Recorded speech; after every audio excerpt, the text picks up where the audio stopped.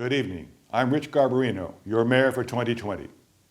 This evening, I will be presenting the annual State of the City address, and I'm pleased to report that in spite of the many challenges that have been placed before us, the city is healthy and strong. As you know, we are facing unprecedented challenges, but we have seen hard times before and recovered. We are resilient with a proud history as a working class city and a wonderful place to raise a family. During these difficult times, our city has fared well due to the leadership of this city council. Two of my council colleagues and I helped guide this city through the Great Recession of 2008, and the lessons we learned have helped guide this city through the current recession. This year has been a year like no other, and certainly not the year we envisioned on January 1st, 2020. We started the year on a high note, with the city receiving its first AAA credit rating in the city's history, reflecting the strong financial management exercised by this city council and staff. Less than 5% of all cities in the nation receive a AAA credit rating, and this enabled the city to reach its next major milestone of 2020, the groundbreaking of Phase 1 of our new civic campus. The vision for the community's new civic campus is coming to life and will include a new police operations center and upgraded 911 dispatch center, providing those who protect our city the tools they need to protect our community. South San Francisco is a very safe city with a low crime rate. My council colleagues and I support the continued funding of our police department and support those in uniform. Phase 2 of the community civic campus is coming soon and includes a new, technologically enhanced library and expanded parks and recreation center, along with the new community park located right on Centennial Trail. This achievement has been years in the making and will give residents of all ages a safe place to create meaningful memories. Early in 2020, we also welcomed the arrival of $15 per hour minimum wage in South San Francisco, a mandate championed by this city council to help residents navigate the high cost of living in the Bay Area. This complements our efforts to build affordable housing, and we now have over 1,000 affordable housing units in South San Francisco, with hundreds more coming soon. Rest assured, we will not stop our efforts to find and make available more affordable housing. While progress has been made providing affordable housing, much more work is needed, and this City Council is committed to that work. We also, this past school year, expanded the city's after-school programs, providing low-cost or free, high-quality learning opportunities for over 700 children in our community. We are committed to universal pre-K, affording every child in South San Francisco the opportunity for early childhood education. We have budgeted for further expansion of pre-K spaces in 2021 with the addition of another preschool facility. Child care education is a major expense for young families, and we are expanding our programs to help families provide high-quality opportunities for their children. While 2020 started out very strong for South San Francisco, our worlds all changed in March with the first COVID-19 shelter-in-place order issued by the governor. Businesses and offices closed. People lost their jobs. Grocery stores ran out of critical supplies. Public spaces became eerily empty. And worst of all, many of our residents became ill with COVID-19. My heart goes out to the millions who have been infected and to the hundreds of thousands of Americans who have died from this terrible disease. South San Francisco residents and city leaders rose to the occasion, however.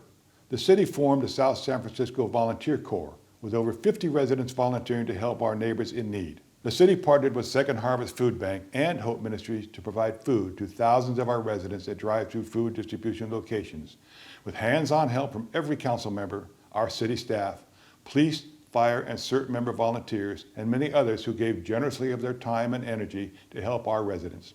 Working with our partners, the city today continues to provide meals to over 1,650 older adults and seniors in our community, with over 6,000 boxes of food delivered to homes to date.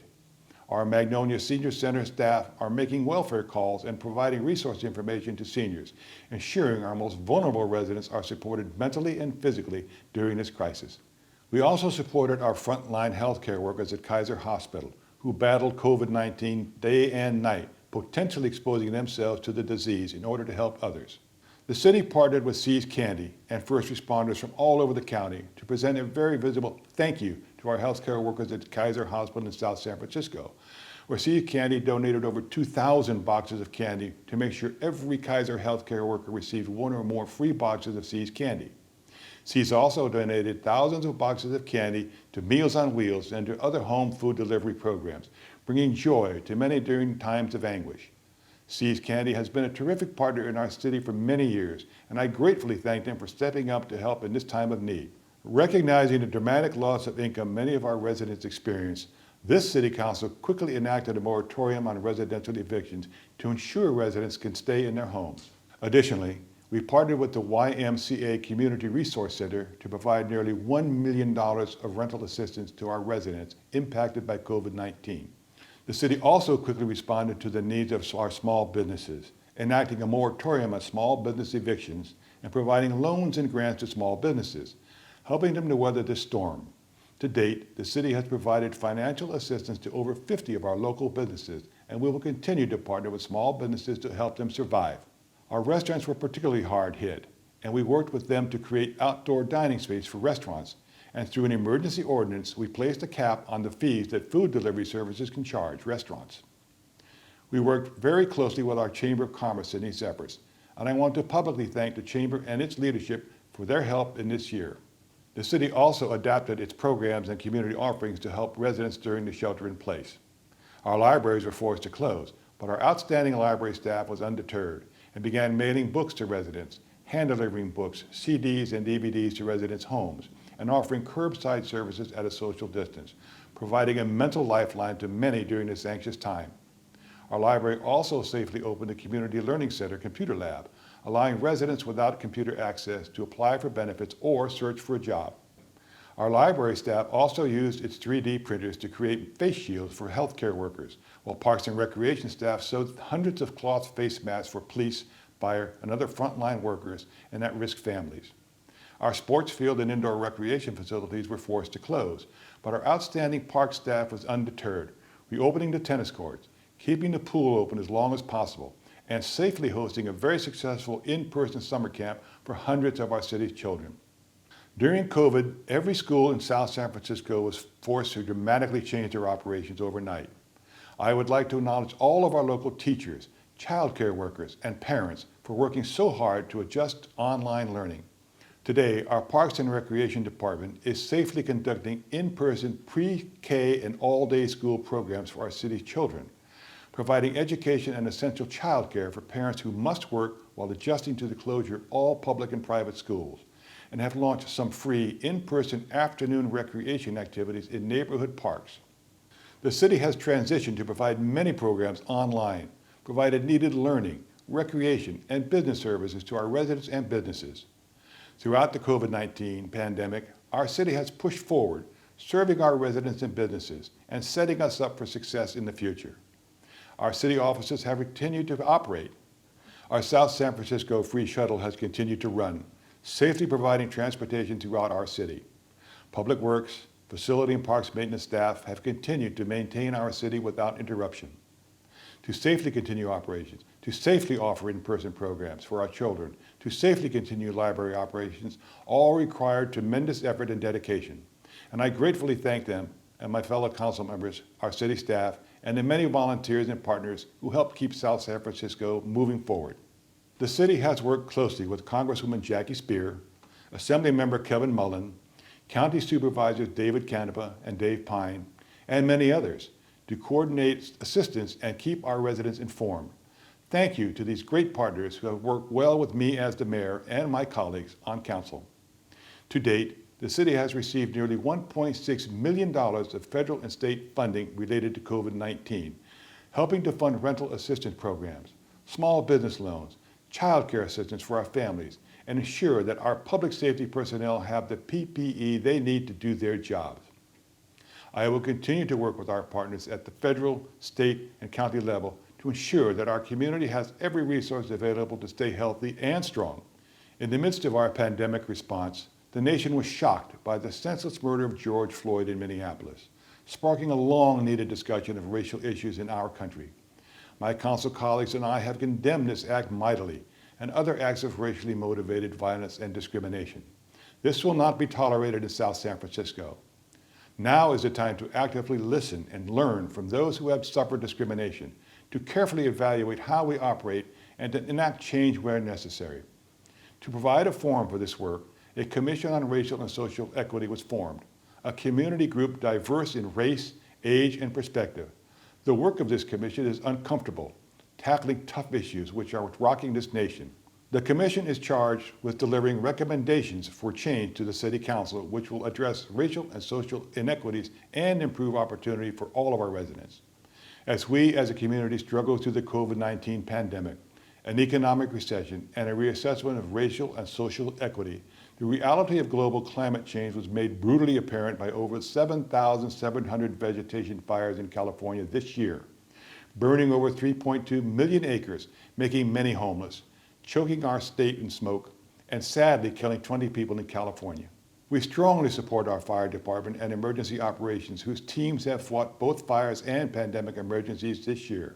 To date, 15 of our South San Francisco firefighters have deployed to help fight fires in surrounding communities, with 6 still deployed. Our prayers are with them and their families that they return safely. This year, to support fire protection in our city, the fire department christened 2 new fire engines, major capital purchases which will protect our residents for many years to come. We know that fires are not the only impact of climate change, and South San Francisco is a leader in environmental sustainability. As a vulnerable city on San Francisco Bay, the potential impact of sea level rise on our Bay Trail and the city at large is particularly worrisome. This year, we entered into 2 agreements with the U.S. Army Corps of Engineers to partner with the federal government to solve our sea level rise problems. The only city in San Mateo County successfully gained federal aid and one of only 3 cities in the entire Bay Area to get federal help. We also finalized plans and funding this year to divert water from Colma Creek, clean the water of PCBs and other hazardous chemicals, use the treated water to irrigate Orange Park and Centennial Trail, recharge our groundwater, and return any unused clean water to Colma Creek, where it will flow to the bay. This innovative water project is the first such project in Northern California and will serve as a model for other cities to follow. We are also updating our city's climate action plan, installing more electric car charging stations, building more bike and pedestrian paths, and taking many other actions to reduce greenhouse gases. The city finalized the design of a new solar power structure at our water quality control plant, a state-of-the-art 185 kilowatt photovoltaic system which will add valuable green energy production to our water quality control plant's already impressive cogeneration system, which produces 400 kilowatts of sustainable energy utilizing the biogas produced by the facility. These green energy systems will save residents over $400,000 annually while protecting our environment. Our water quality control plant was recognized this year as the best such plant in the state of California by the California Water Environment Association.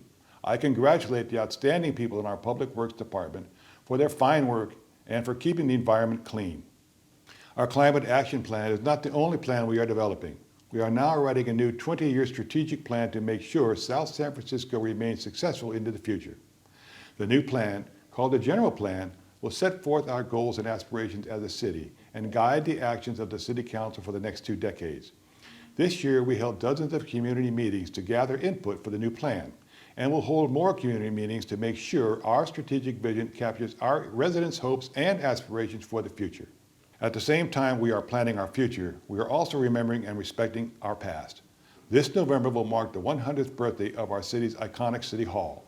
100 years ago, this city's leaders and residents came together to create something special and long-lasting in the form of our City Hall.